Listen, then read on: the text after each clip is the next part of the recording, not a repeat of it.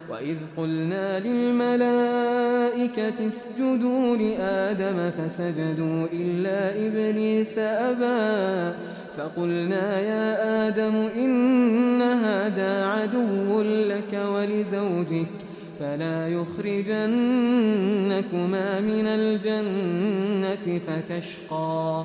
إن لك ألا تجوع فيها ولا تعرى وأنك لا تظمأ فيها ولا تضحى فوسوس إليه الشيطان قال يا آدم هل أدلك على شجرة الخلد وملك لا يبلى فأكلا منها فبدت لهما سوآتهما وطفقا يخصفان عليهما من ورق الجنة وعصى آدم ربه فغوى ثم اجتباه ربه فتاب عليه وهدى قال اهبطا منها جميعا بعضكم لبعض عدو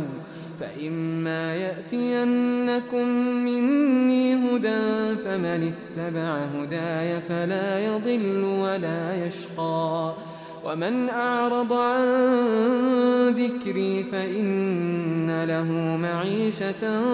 ضنكا ونحشره يوم القيامة أعمى قال رب لم حشرتني أعمى وقد كنت بصيرا قال كذلك أتتك آياتنا فنسيتها وكذلك اليوم تنسى